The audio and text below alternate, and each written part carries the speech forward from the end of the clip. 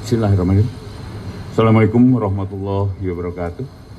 Selamat sore, salam sejahtera buat kita semua. Teman-teman, hari ini kami ada beberapa hal yang ingin saya sampaikan buat teman semua. Kami, yang pertama adalah perkara PT Garuda yang beberapa hari lalu Menteri BUMN datang ke sini. Kami sedang menangani perkara ini dan hari ini kita naikkan menjadi penyidikan umum.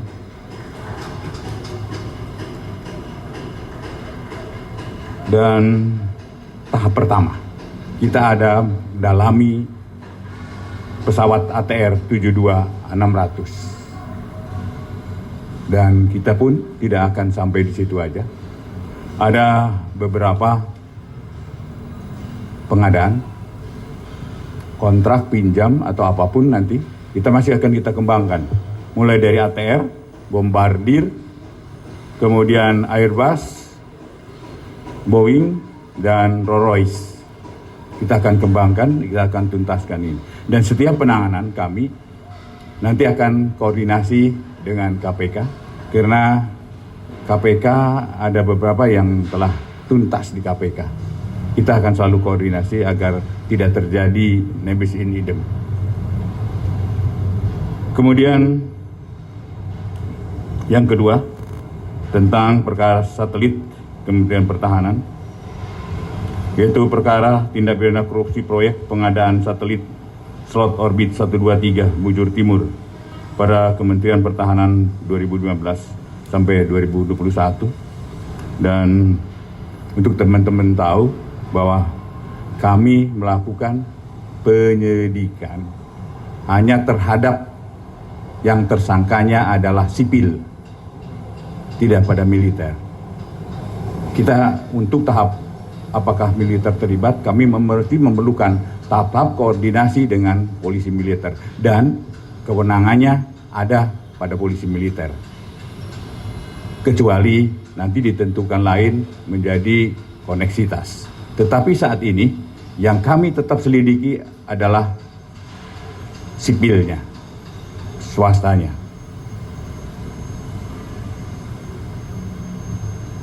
Kemudian yang ketiga adalah tindak lanjut putusan Asabri. Kita tetap menghargai dan menghormati apa yang sudah diputuskan oleh majelis hakim. Tapi kami jaksa penuntut umum merasa ada hal-hal yang kurang.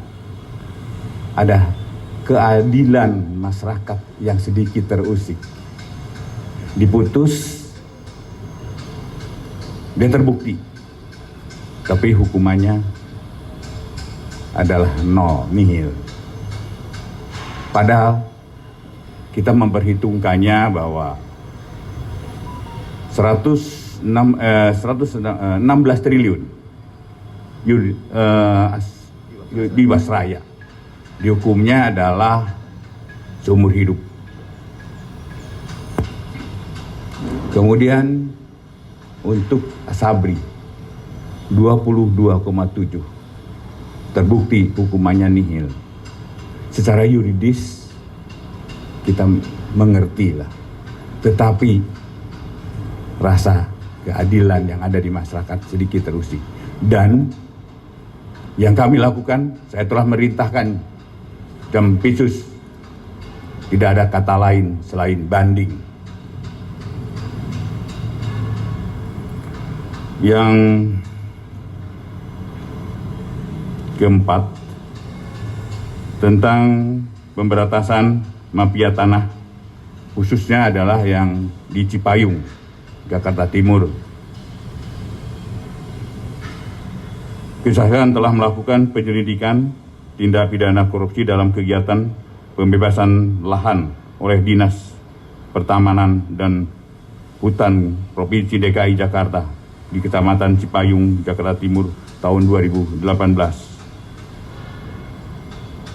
Dan tentunya nanti akan lengkapnya, silakan teman-teman untuk bertanya, silakan dalami nanti dengan Jampitsus dan didampingi oleh Pak Jamintel.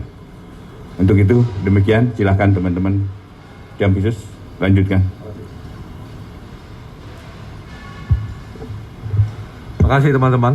Jadi hari ini ya, kita tingkatkan penanganan perkara Garuda dari penyelidikan ke penyidikan, termasuk sekaligus apa yang telah digariskan oleh Pak Jaksa Agung tentang mafia pelabuhan dan mafia tanah. Ini terus kita dalami bersama Jamintel, dan satu perkara sudah kita naikkan ke penyidikan di hari ini. Penyidikan akan dilakukan tetap oleh Kejaksaan Tinggi DKI. Jadi seperti apa yang disampaikan oleh Pak Jaksa Agung tadi, ada beberapa perkara prioritas yang saat ini kita lakukan penyidikan. Demikian, ada yang bertanya? Silakan.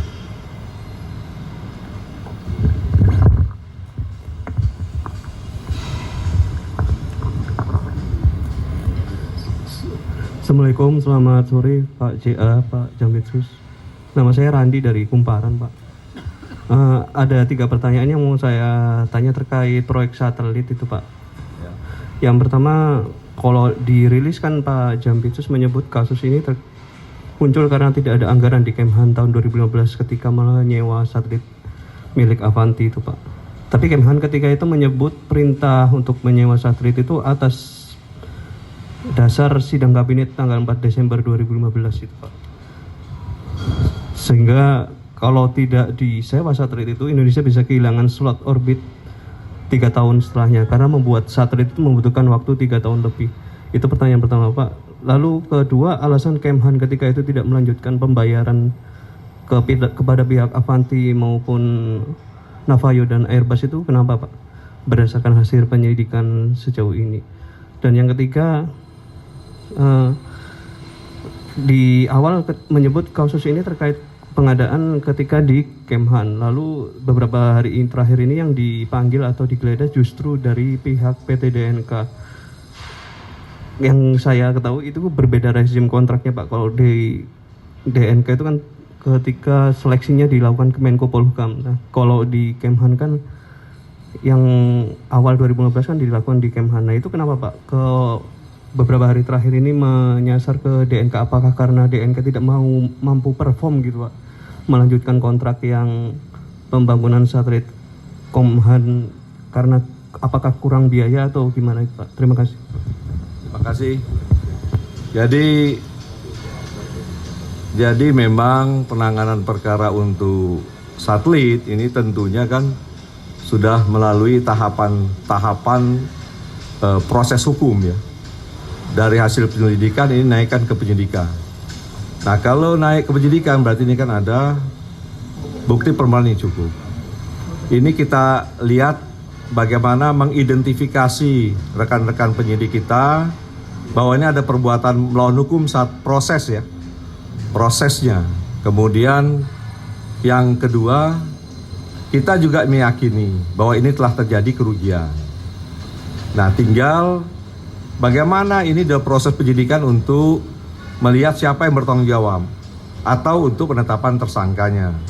Seperti yang Pak Jaksa Agung sampaikan tadi, nah ini kita sudah melakukan pemeriksaan dan termasuk penggeledahan.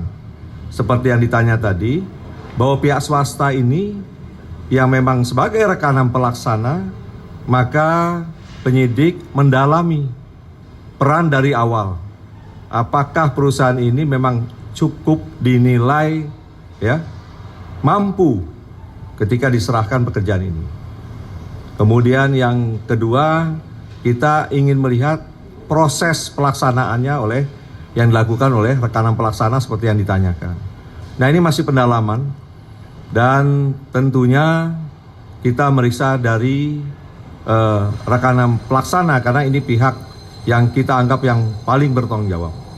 Dan ini adalah pihak swasta ya, sedangkan pihak militer tentunya kita serahkan nanti ke Puspom melalui Jampitmis seperti yang saya sampaikan sejak awal bahwa kita akan melakukan terus koordinasi dalam progres penyidikannya, termasuk nanti expose atau gelar perkara yang kita lakukan setelah hasil penyidikan kita lihat cukup ya untuk bisa kita menentukan tersangka.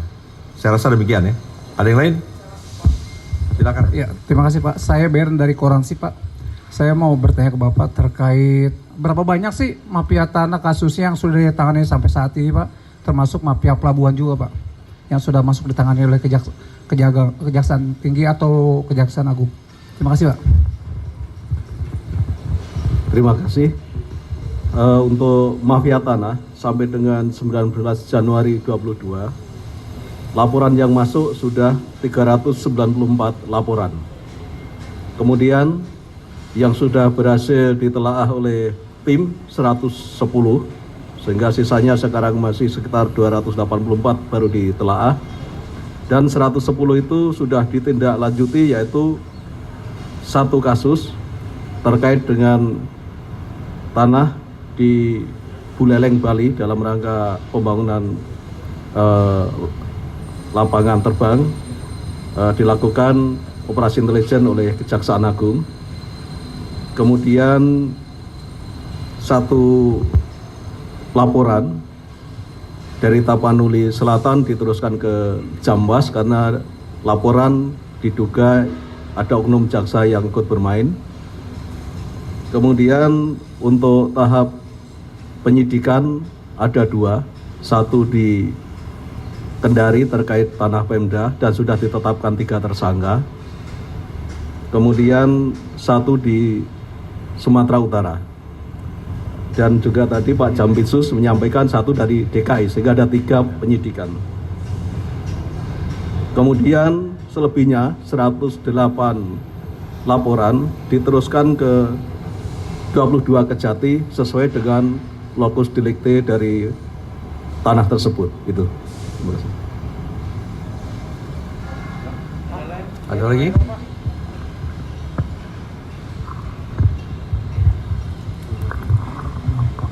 Pak, izin Pak, Michael dari cnnindonesia.com Pak.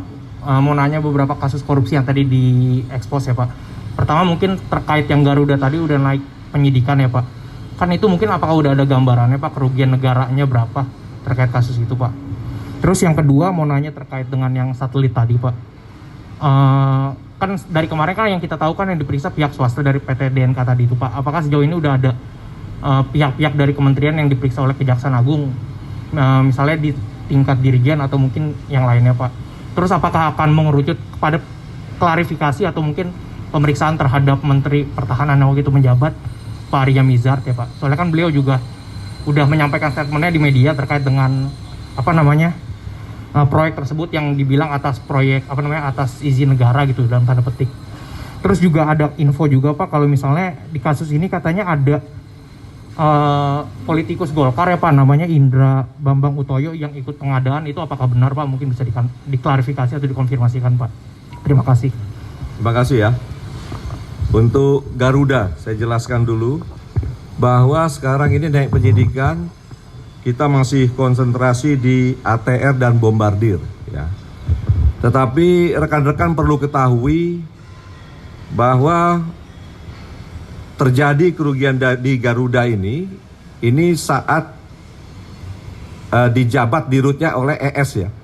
Dan ES telah diproses oleh KPK dan sekarang juga masih menjalani hukuman.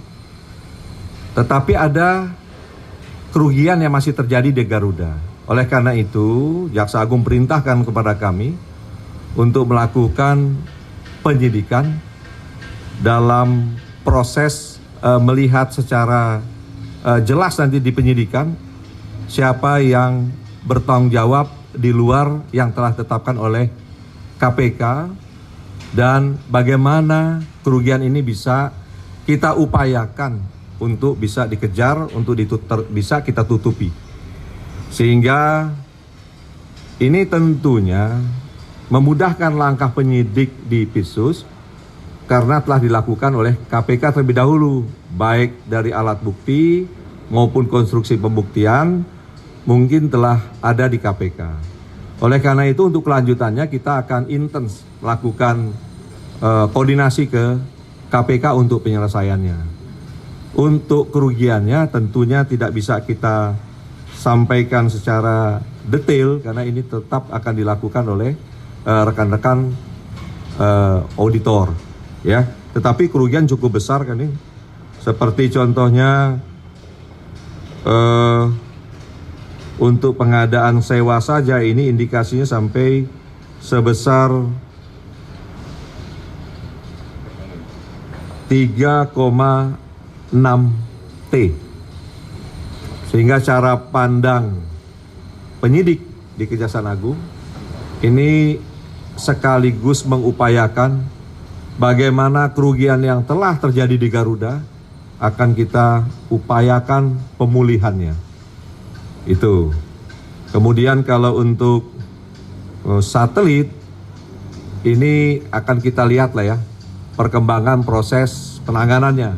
Yang jelas ini sampai yang kita lakukan pemeriksaan terhadap pihak-pihak swasta yang kita anggap paling bertanggung jawab karena dia adalah sebagai rekanan pelaksana. Ya? Ada lagi, Pak Lim? Saya rasa cukup ya? Ya. Ada lagi yang mau ditanya? Saya rasa cukup ya? Cukup. Terima kasih ya. Ya? Nanti akan kita koordinasikan melalui Pak Jampit Mil ya ke Polisi Militer. Terima kasih. Pak, satu lagi. Ada lagi? Pak, sorry. Nama saya Akah dari Koran Media Indonesia. Mau nanya soal tadi putusannya Heru Hidayat. Ini kan udah divonis, udah diketok kemarin malam ya semalam. Ini masih ada satu terdakwa lagi Pak, Beni Cokro yang terjerat di Jiwasraya juga. Apakah nantinya dengan putusannya Heru Hidayat ini jaksa penuntut umum akan mengevaluasi untuk melakukan penuntutan terhadap Beni Cokro? Terima kasih. Baik. Kita akan tetap konsisten, ya. Kita tetap nanti kita lihat aja nanti. Tapi yang pasti kami akan konsisten atas tuntutan kami. Ada evaluasi nggak Pak? Oh pasti, kalau evaluasi ada. Evaluasi dan yang utamanya kami upayakan banding. Tidak ada kata lain selain banding. Dan karena Bencok saat ini masih dalam tahap persidangan, masih agak cukup panjang dan ini masih pemeriksaan saksi-saksi, jadi masih agak panjang. Nanti kita akan lihat perkembangannya, tapi yang pasti kita konsisten atas tuntutan ini. Demikian.